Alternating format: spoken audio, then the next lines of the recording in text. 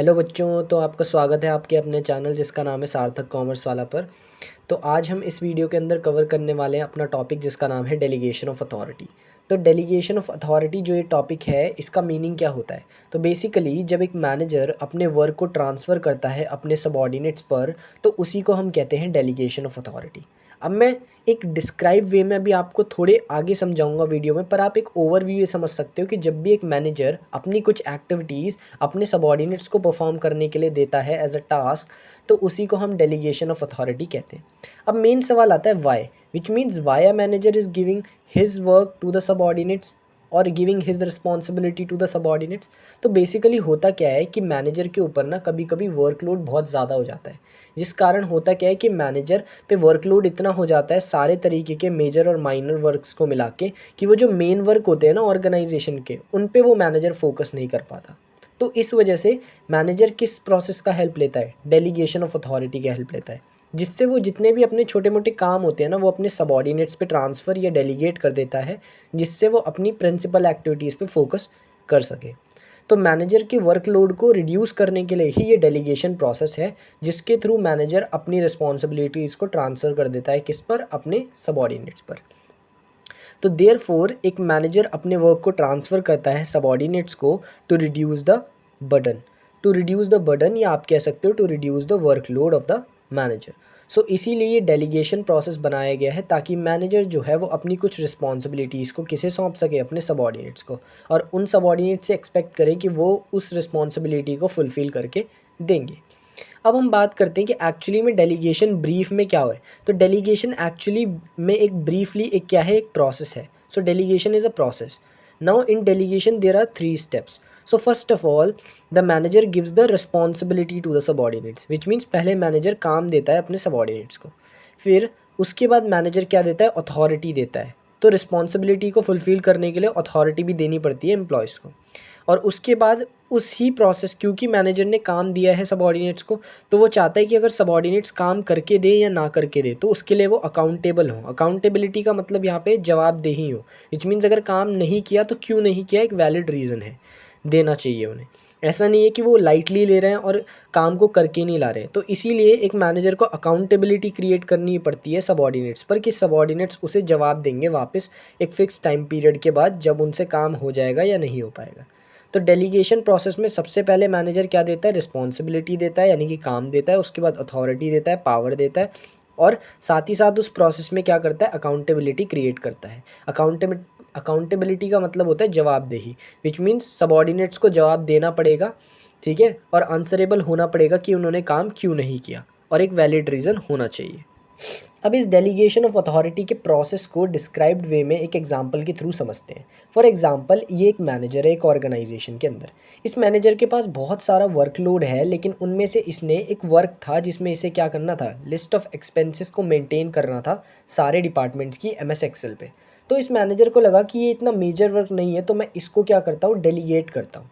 तो अब ये जो काम था, बेसिकली ये जो मैनेजर था इसने क्या किया, gives this responsibility to Ram, यानी कि ये मैनेजर ने उस ऑर्गेनाइजेशन में जो रिस्पॉन्सिबिलिटी है किसको दे दी, राम को दे दी, राम नाम के एक सबॉर्डिनेट को दे दी। और राम से कहा कि राम, तुम्हें ये रिस्पॉन्सिबिलिटी है और ये जो टास्क है सारे डिपार्टमेंट्स के एक्सपेंसेस को MS एक्सेल पर दिखाने का काम, ये तुम्हारा है, तो ये तुम्हें पूरा करके देना है मेरे को, ठीक है। तो ये तो हो गया पहला। पहले मैनेजर ने क्या दी, रिस्पॉन्सिबिलिटी दी, यानी कि ड्यूटी दी सबॉर्डिनेट यानी कि राम को फुलफ़िल करने के लिए। अब सेकंड स्टेप में मैनेजर क्या देगा, मैनेजर अथॉरिटी भी देगा। अब अथॉरिटी का मतलब होता है पावर ऑफ मेकिंग डिसीजन, ठीक है। तो अब राम को उसने क्या दी, अथॉरिटी भी दी, यानी कि उस रिस्पॉन्सिबिलिटी को पूरा करने के लिए कुछ पावर भी तो देनी पड़ेंगी। तो उसने राम को अथॉरिटी क्या दी, तो एग्जाम्पल के लिए आप समझ सकते हो कि उसने एक अथॉरिटी दी, उसे सफिशिएंट टाइम दिया कि तुम्हें राम जितना टाइम चाहिए उतना तुम ले सकते हो, पहली चीज़। दूसरी अथॉरिटी दी कि तुम यूज़ कर सकते हो मशीन्स को और लैपटॉप्स को कंपनी की, अगर तुम्हारे पास नहीं है तो ये भी एक अथॉरिटी दे दी, यानी कि उसे छूट दे दी, एक पावर दे दी। और साथ ही साथ तीसरी अथॉरिटी ये भी दे दी कि तुम हेल्प ले सकते हो IT डिपार्टमेंट की, IT डिपार्टमेंट की हेल्प ले सकते हो, सच दैट कि जो ऑर्गेनाइजेशन में IT डिपार्टमेंट है उनके एम्प्लॉयज़ की भी क्या ले सकते हो, तुम हेल्प ले सकते हो। तो मैनेजर कुछ इस प्रकार की अथॉरिटी यानी कि पावर देता है सबॉर्डिनेट्स को, ताकि वो इन रिस्पॉन्सिबिलिटी को टाइम पे क्या कर सके, कंप्लीट कर सके। तो पहले स्टेप में मैनेजर ने क्या दी, रिस्पॉन्सिबिलिटी दी, राम को काम दे दिया, और दूसरे स्टेप में उस काम को करने के लिए पावर दे दी, ठीक है, जिनकी हेल्प से वो उस रिस्पॉन्सिबिलिटी को पूरा कर सकता है। थर्ड स्टेप में क्या किया, मैनेजर ने अब काम तो दे दिया राम को, लेकिन राम कहीं काम को लाइटली ना ले, इसलिए मैनेजर ने खुद ब खुद क्या क्रिएट कर दी, अकाउंटेबिलिटी। अकाउंटेबिलिटी का मतलब होता है जवाबदारी या जवाबदेही। तो जवाबदारी मतलब कि अगर इन केस राम काम नहीं करता है तो ऐसा ना हो कि राम काम को सिर्फ लाइटली लेने की वजह से नहीं करके लाया, क्योंकि मैनेजर को भी ये काम किसी को दिखाना पड़ेगा ना, ऊपर लेवल वाले पर्सन को एक ऑर्गेनाइजेशन में, तो उसे वहाँ पे अकाउंटेबल यानी कि जवाबदेही देनी पड़ेगी। तो मैनेजर फंस जाएगा इस चक्कर में। तो मैनेजर इसलिए डेलीगेशन प्रोसेस के अंदर इसीलिए अकाउंटेबिलिटी मतलब जवाबदेहिता क्रिएट की जाती है सबॉर्डिनेट्स पे, ताकि सबॉर्डिनेट्स एक वैलिड रीज़न दे अगर उन्होंने काम भी नहीं किया है उसका, ठीक है। तो ये एक पूरा एग्जाम्पल है जिससे हमें समझ आया कि कैसे मैनेजर डेलीगेट करता है अपने काम को। तो मैनेजर ने देखो यहाँ पे माइनर काम लिया, MS एक्सेल पे सारे डिपार्टमेंट्स के एक्सपेंस को रिकॉर्ड करने का, उस काम को पहले राम को दिया, राम नाम के सबॉर्डिनेट्स को। उसके बाद राम को कुछ पावर्स दी जिससे वो उस रिस्पॉन्सिबिलिटी को कंप्लीट कर सके, और साथ ही साथ उसे कह दिया कि तुम्हें एक वैलिड रीज़न यानी कि तुम्हें अकाउंटेबल होना पड़ेगा अगर तुम काम कंप्लीट नहीं करके लाते हो। तो ये अकाउंटेबिलिटी जानबूझ के क्रिएट की जाती है जो काम को डेलीगेट करता है, ताकि जिसको काम दिया जा रहा है वो काम पूरा करने की ही कोशिश करे, ठीक है। तो अब हम बात करते हैं एक प्रिंसिपल जो कि डेलीगेशन ऑफ अथॉरिटी टॉपिक के ही बाद आएगा आपकी बुक में, जिसका नाम है principle of absoluteness of accountability. ये प्रिंसिपल क्या कहता है, so this principle refers that accountability is absolute as it cannot be delegate और pass, it is only created. तो ये प्रिंसिपल ये कहता है कि अकाउंटेबिलिटी एब्सोल्यूट होती है। एब्सोल्यूट का मतलब अकाउंटेबिलिटी क्रिएट होती है डेलीगेशन प्रोसेस के अंदर, नहीं तो एम्प्लॉयज़ काम को क्या नहीं लेंगे, सीरियसली नहीं लेंगे।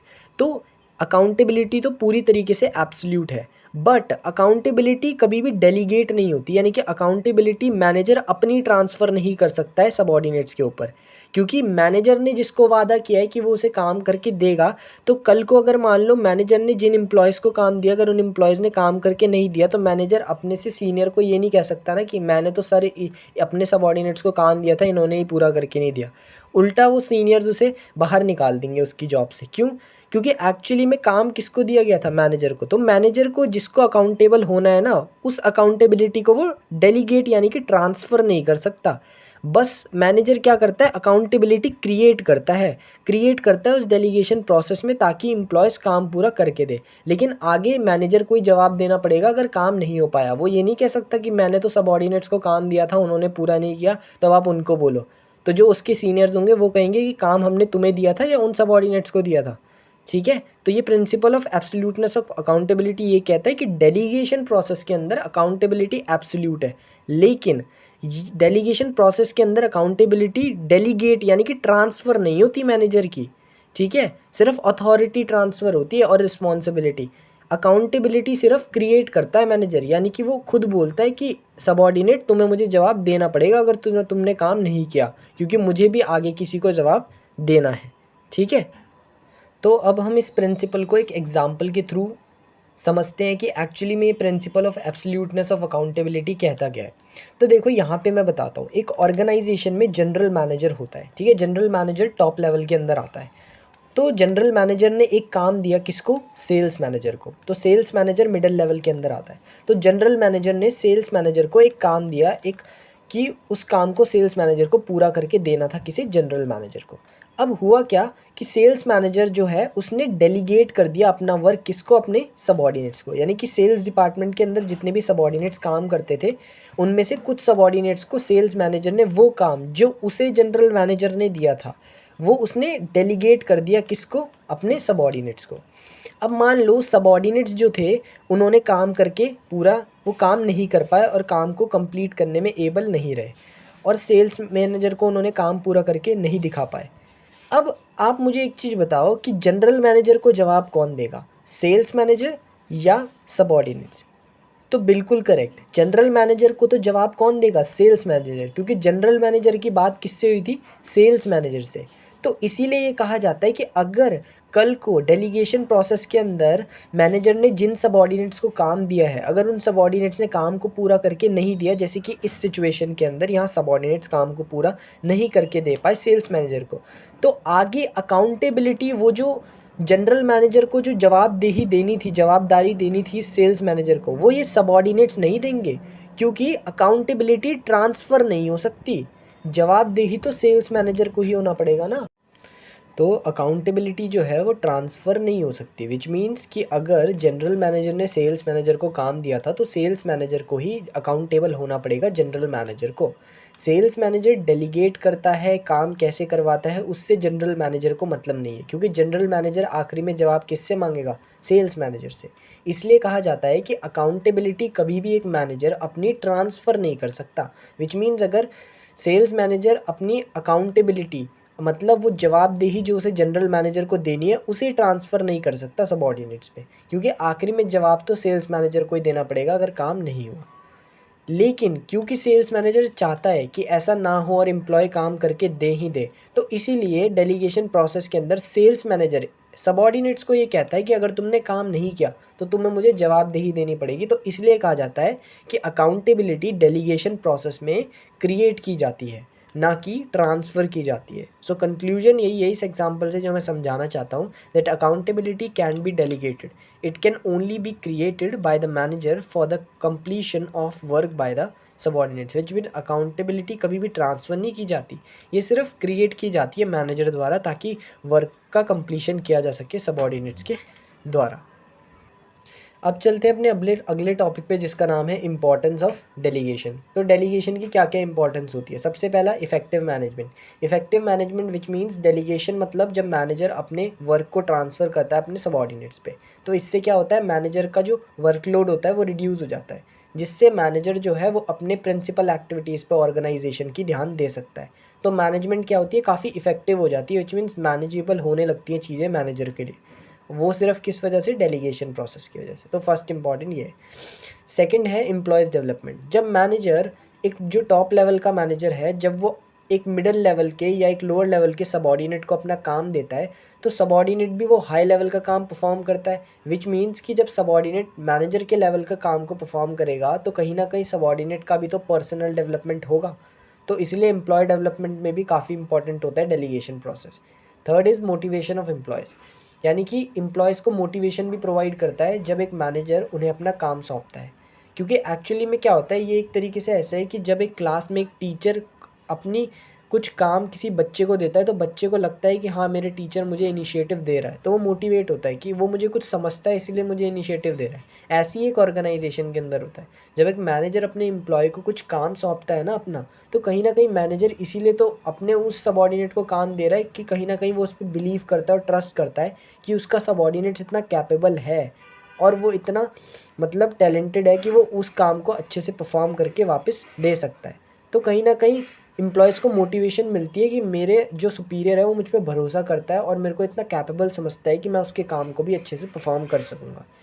नहीं तो जैसे तैसे कोई सुपीरियर इसी वजह से अपने एम्प्लॉय को काम नहीं देता, क्योंकि उन्हें लगता है कि एम्प्लॉय का ही काम को बिगाड़ ना दे। फोर्थ है reduce workload of manager.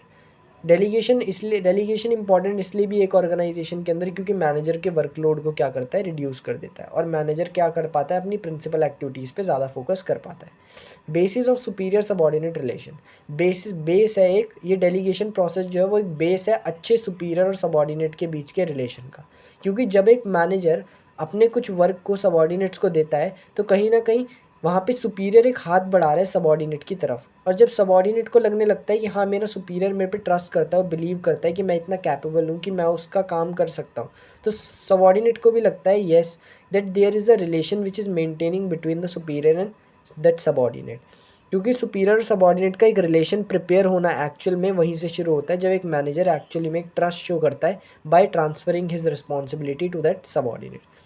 And last is better coordination. Better coordination भी एक ऑर्गेनाइजेशन में इंट्रोड्यूस करवाता है डेलीगेशन प्रोसेस, क्योंकि जब इनके रिलेशंस अच्छे होंगे तो ऑफकोर्स इनके बीच में जो कोऑर्डिनेशन है वो भी और बेहतर हो जाएगा। क्योंकि जब एक तरफ से सुपीरियर्स एक ट्रस्ट शो करेगा तो सबॉर्डिनेट भी एक बिलीव रखेगा अपने सुपीरियर पे कि हाँ वो मुझे इतना कैपेबल समझता है, तो उससे जो कोऑर्डिनेशन है अगली बारी से वो और अच्छा होगा। तो अगली बार से जो सुपीरियर है वो कोई भी काम सबॉर्डिनेट्स को ईजिली बोलेगा और सबॉर्डिनेट खुल के अपने सजेशंस रखेगा किसके सामने, सुपीरियर के सामने। तो बेटर कोऑर्डिनेशन भी फैसिलिटेट करता है delegation process. So these 6 are importance of the delegation of process in an organisation. Now after that we, तो अब हम बात करते हैं अपने एलिमेंट्स ऑफ डेलीगेशन टॉपिक की। तो एलिमेंट्स ऑफ डेलीगेशन में हम 3 एलिमेंट्स को करने वाले हैं यहाँ पे डेलीगेशन के, और तीनों को एक्सप्लेन करेंगे बहुत ही डिस्क्राइब्ड मैनर के अंदर। तो डेलीगेशन के अंदर 3 एलिमेंट्स होते हैं, पहला रिस्पॉन्सिबिलिटी, सेकंड अथॉरिटी और थर्ड है अकाउंटेबिलिटी। सो सबसे पहले हम बात करते हैं अथॉरिटी क्या होती है। तो authority is power of taking decision. Authority का मतलब है जो सबॉर्डिनेट्स को दी जाती है ना डेलीगेशन प्रोसेस के अंदर, वो अथॉरिटी का मतलब होता है कि मैनेजर क्या दे रहा है या सुपीरियर क्या दे रहा है, एक पावर दे रहा है डिसीजन लेने की रिलेटेड टू द वर्क, ताकि उस काम को कंप्लीट किया जा सके सबॉर्डिनेट द्वारा। सो देयरफॉर अथॉरिटी का मतलब होता है पावर ऑफ टेकिंग डिसीजन। ठीक है। सेकेंड, अथॉरिटी जो है वो कम्प्लीटली डेलीगेट की जाती है डेलीगेशन प्रोसेस के अंदर, विच मीन्स कि authority he one and only एक ऐसी चीज़ है जो मैनेजर पूरी तरीके से सबॉर्डिनेट्स को प्रोवाइड करता है ताकि उसे काम करने में कोई मुश्किल ना आए। और थर्ड पॉइंट है कि अथॉरिटी डाउनवर्ड डायरेक्शन में फ़्लो करती है, विच मीन्स डाउनवर्ड डायरेक्शन मतलब क्योंकि सुपीरियर ही क्या देता है, अपनी पावर्स किसको देता है, सबॉर्डिनेट्स को काम पूरा करने के लिए। तो इसलिए इसकी जो फ्लो की डायरेक्शन होती है वो कैसी होती है, डाउनवर्ड डायरेक्शन होती है। तो 3 पॉइंट्स मैंने बताए, पहला अथॉरिटी का मतलब है power of taking decision, second authority पूरी तरीके से ट्रांसफ़र की जाती है मैनेजर द्वारा ताकि एम्प्लॉय काम कर सकें, और थर्ड अथॉरिटी जो है वो डाउनवर्ड डायरेक्शन में क्या होती है, फ्लो करती है, क्योंकि अथॉरिटी सुपीरियर द्वारा सबॉर्डिनेट को दी जाती है। अब बात करते हैं रिस्पॉन्सिबिलिटी एलिमेंट की। तो रिस्पॉन्सिबिलिटी क्या होती है, बेसिकली रिस्पॉन्सिबिलिटी वो ड्यूटी होती है जो एक मैनेजर द्वारा ट्रांसफ़र की जाती है सबॉर्डिनेट्स को। So it is the duty which is expected to perform by the subordinates, यानी कि जो ड्यूटी मैनेजर अपनी ट्रांसफ़र करता है सबॉर्डिनेट्स को, उसी को ही रिस्पॉन्सिबिलिटी कहते हैं, और एक्सपेक्ट किया जाता है मैनेजर द्वारा कि सबॉर्डिनेट इसे परफॉर्म करके उसे वापस देंगे। Second point about responsibility is it is not completely delegated. अब रिस्पॉन्सिबिलिटी जो होती है ना वो कम्प्लीटली डेलीगेट नहीं होती है। अब ऐसा क्यों कहा गया है, ट्रांसफ़र ज़रूर करता है एक मैनेजर अपनी रिस्पॉन्सिबिलिटी यानी कि अपने टास्क को, लेकिन कहीं ना कहीं आप खुद सोचो मैनेजर के मन में एक कंसर्न होता है कि काम कैसा चल रहा है, तो मैनेजर बीच बीच में आके एम्प्लॉय की हेल्प करता रहता है, उसे गाइड करता रहता है। तो कहीं ना कहीं फुल्ली ट्रांसफ़र नहीं किया अपनी रिस्पॉन्सिबिलिटी की, कुछ ना कुछ कंट्रीब्यूशन मैनेजर अभी भी अपना दे रहा है, चाहे वो अपने काम को क्यों ना एम्प्लॉयज़ से ही क्यों ना करवा रहा हो। तो ये इसलिए कहा जाता है कि रिस्पॉन्सिबिलिटी पूरी तरीके से ट्रांसफ़र या डेलीगेट नहीं की जाती है। And third point is it flows in upward direction, यानी कि जो रिस्पॉन्सिबिलिटी होती है वो अपवर्ड डायरेक्शन में फ़्लो करती है। अब ऐसा क्यों कहा गया है, अब आप बोलोगे कि रिस्पॉन्सिबिलिटी तो सुपीरियर सबॉर्डिनेट को देता है, लेकिन यहाँ पे अपवर्ड डायरेक्शन का मतलब किसी और पर्सपेक्टिव से है। अपवर्ड डायरेक्शन का मतलब है कि रिस्पॉन्सिबिलिटी देता तो सुपीरियर है सबॉर्डिनेट को, उस हिसाब से तो डाउनवर्ड होनी चाहिए, लेकिन यहाँ पे अपवर्ड डायरेक्शन में इस पर्सपेक्टिव से बोला गया है क्योंकि एक्चुअली में सबॉर्डिनेट को उस रिस्पॉन्सिबिलिटी को पूरा करके किसे देना होता है, सुपीरियर को। तो इसीलिए कहा जाता है अपवर्ड फ्लो होता है किसका, रिस्पॉन्सिबिलिटी का, which means a subordinate have to do the task and give to the superior. So therefore the flow is from subordinate to superior. So lower से कहाँ जा रहा है, ऊपर वाले लेवल पे, तो इसीलिए क्या होती है, अपवर्ड डायरेक्शन होती है रिस्पॉन्सिबिलिटी की। अब आफ्टर हम बात करते हैं तीसरे एलिमेंट जिसका नाम है अकाउंटेबिलिटी। तो व्हाट मीन्स बाय अकाउंटेबिलिटी, तो accountability means the answerability for the assign task, which means the answerability bye the subordinate if the task is not perform by that subordinate. So accountability जो होती है वो create की जाती है delegation process के अंदर। तो अकाउंटेबिलिटी का मतलब है जवाबदेही, यानी कि आंसरेबिलिटी। जो टास्क सबॉर्डिनेट को दिया गया है, अगर वो उस टास्क को पूरा नहीं कर पाता है तो उसके लिए एक प्रॉपर जवाबदेही यानी कि आंसरेबिलिटी देनी पड़ती है किसको, सबॉर्डिनेट को, क्योंकि एक्चुअली में मैनेजर ने जो काम सबॉर्डिनेट को दिया है उसके लिए मैनेजर को भी तो अपने से सीनियर्स या सुपीरियर्स को क्या होना पड़ेगा, अकाउंटेबल होना पड़ेगा, आंसरेबल होना पड़ेगा कि क्यों नहीं हो पाया। तो इसीलिए डेलीगेशन प्रोसेस के अंदर मैनेजर अकाउंटेबिलिटी जो है, आंसरेबिलिटी क्रिएट करता है ताकि टास्क को कंप्लीट करके दे कौन, subordinate. Second is it is created not delegated. Accountability delegate नहीं होती, ट्रांसफ़र नहीं होती, ये सिर्फ क्रिएट की जाती है। मैं पिछले प्रिंसिपल में एग्जांपल के थ्रू समझा चुका हूँ, तो उसको आप पीछे करके देख लेना। And third is it flows in upward direction. Accountability जो है वो अपवर्ड डायरेक्शन में फ़्लो होती है। ऐसा इसलिए है क्योंकि आंसरेबिलिटी सबॉर्डिनेट को देनी पड़ती है, किसे, सुपीरियर को। तो आप समझ जाओ कि सबॉर्डिनेट को आंसर देना पड़ता है सुपीरियर को, तो लोअर लेवल से कहाँ जा रहा है, अपर लेवल में। इसलिए कैसे फ्लो करती है अकाउंटेबिलिटी, अपवर्ड डायरेक्शन में। अब यहाँ पे एक पॉइंट आता है कि जो डेलीगेट होती हैं वो किस किस मीडियम में होती हैं, यानी कि अथॉरिटी पूरी डेलीगेट होती है। देखो एरो के हिसाब से यहाँ पे मैंने इसका वो बताया extent. So authority is totally delegated, तो पूरा एरो बनाया विच मीन्स पूरी तरीके से दी जाती है सबॉर्डिनेट को। बट रिस्पॉन्सिबिलिटी पूरी तरीके से सबॉर्डिनेट को नहीं डेलीगेट की जाती। क्यों, ऐसा क्यों कहा गया? ऐसा इसलिए क्योंकि सुपीरियर चाहे काम अभी भी सबॉर्डिनेट को दे दे, लेकिन फिर भी सुपीरियर बीच बीच में आता रहेगा, सबॉर्डिनेट को गाइड करता रहेगा, सबॉर्डिनेट को क्या क्या करना है क्या नहीं करना है ये बताता रहेगा। तो अभी भी कंसर्न रहेगा जिसमें कहीं ना कहीं सुपीरियर का इन्वॉल्वमेंट होगा for doing the responsibility by the subordinate in a very well manner. So कहीं ना कहीं सुपीरियर एक कॉन्ट्रीब्यूशन करेगा सबॉर्डिनेट को, ताकि वो रिस्पॉन्सिबिलिटी को अच्छे से परफॉर्म कर सके। इसलिए बोला जाता है कि रिस्पॉन्सिबिलिटी कहीं ना कहीं पूरी हद तक भी ट्रांसफ़र नहीं करता सुपीरियर सबॉर्डिनेट को। और अकाउंटेबिलिटी तो होती ही नहीं है डेलीगेट, इसीलिए डॉट बनाए, विच मीन्स अकाउंटेबिलिटी तो डेलीगेट ट्रांसफ़र थोड़ी ना करता सुपीरियर अपनी, वो सिर्फ क्रिएट करता है ताकि सबॉर्डिनेट उसे आंसर दे। क्योंकि सुपीरियर अपनी जो अकाउंटेबिलिटी है वो क्या नहीं कर सकता, ट्रांसफ़र कर ही नहीं सकता है। ठीक है, अब हम बात करते हैं कुछ इंपॉर्टेंट पॉइंट्स की अथॉरिटी, रिस्पॉन्सिबिलिटी और अकाउंटेबिलिटी से रिलेटेड, जो बहुत ही इंपॉर्टेंट होते हैं पेपर पर्सपेक्टिव से। सबसे पहला, authority is equals to responsibility. तो अथॉरिटी इक्वल होती है किसके, रिस्पॉन्सिबिलिटी के, विच मीन्स अथॉरिटी और रिस्पॉन्सिबिलिटी हैंड टू हैंड जाते हैं। जब एक मैनेजर रिस्पॉन्सिबिलिटी देता है ना एक अपने सबॉर्डिनेट को, तो वो उसी के बाद क्या दे देता है, एकदम से अथॉरिटी, पावर दे देता है ताकि वो उस काम को फुलफ़िल कर सके। फर्स्ट पॉइंट, ठीक है। Second is authority completely delegate होती है, ये मैं बता चुका हूँ। रिस्पॉन्सिबिलिटी अज्यूम्ड की जाती है कि सुपीरियर ने सबॉर्डिनेट को दी है, लेकिन फिर भी सुपीरियर बार बार जाके सबॉर्डिनेट से पूछता है कि काम हुआ, काम कैसा चल रहा है, उसे गाइड करता रहता है, इंस्ट्रक्शंस देता रहता है। तो रिस्पॉन्सिबिलिटी डेलीगेट नहीं होती, अज्यूम्ड की जाती है कि वो डेलीगेट कर दी गई है। बस वो काम कहने को है कि वो सबॉर्डिनेट कर रहा है, लेकिन फिर भी सुपीरियर सब चीज़ें देख रहा होता है जो सबॉर्डिनेट द्वारा परफॉर्म किया जा रहा होता है। ठीक है। और अकाउंटेबिलिटी सिर्फ इम्पोज्ड की जाती है, यानी कि अकाउंटेबिलिटी थोप दी जाती है, वो कभी भी ट्रांसफ़र नहीं की जाती। अकाउंटेबिलिटी सिर्फ क्रिएट की जाती है और उस सबॉर्डिनेट पे थोप दी जाती है कि तुम्हें मुझे जवाबदेही होना पड़ेगा अगर तुमने काम नहीं पूरा किया, क्योंकि मुझे भी किसी को आगे जवाब देना है, अकाउंटेबल होना है। फिर एक और पॉइंट है, accountability is derive from responsibility. Accountability यानी कि जवाबदेही हमेशा डिराइव होती है रिस्पॉन्सिबिलिटी से। बहुत ही सिंपल सी बात है, अगर एक मैनेजर रिस्पॉन्सिबिलिटी ही ना दे सबॉर्डिनेट को, तो क्या सबॉर्डिनेट को आंसरेबल होना पड़ेगा? नहीं। तो इसीलिए कहा है कि आंसरेबिलिटी यानी कि अकाउंटेबिलिटी जो है वो तभी पैदा होती है जब एक मैनेजर काम देता है किसको, सबॉर्डिनेट को। तो सबॉर्डिनेट भी तो तभी जवाब देगा कि काम हुआ क्यों नहीं हुआ, ये सब। जब काम ही नहीं देगा तो क्या अकाउंटेबिलिटी होगी डिराइव? नहीं होगी। ऐसी ही रिस्पॉन्सिबिलिटी डिराइव होती है अथॉरिटी से, यानी कि काम जो होता है वो पूरा तभी हो पाता है जब क्या दी हो, अथॉरिटी। विच मीन्स अगर आपने पावर ही नहीं दी सबॉर्डिनेट को काम को करने की, तो क्या वो रिस्पॉन्सिबिलिटी कंप्लीट करके दे देगा? नहीं दे पाएगा। तो इसीलिए accountability is derive from responsibility and responsibility is derive from authority. ठीक है, तो आज हमने डेलीगेशन का पूरा टॉपिक यहाँ पे मैंने आपको समझा दिया, साथ साथ principal of absoluteness of accountability और इंपॉर्टेंस ऑफ डेलीगेशन हमने क्लियर किया। तो होप करता हूँ वीडियो आपको पसंद आई होगी। वीडियो पसंद आई है तो लाइक कर देना, चैनल को सब्सक्राइब कर देना यार, बहुत मेहनत लगती है इसमें, नोट्स बनाने में, आपको समझाने में।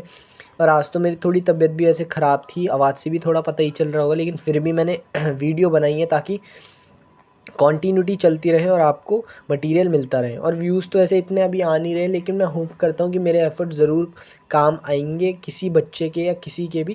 तो प्लीज़ इस एफ़र्ट को नज़रअंदाज ना कीजिए। कोई भी बच्चा जो इस वीडियो तक पहुँचता है, शेयर करो यार, इसे लाइक करो और चैनल को सब्सक्राइब कर दो अगर बेनिफिशियल लग रहा है कंटेंट। Okay, bye.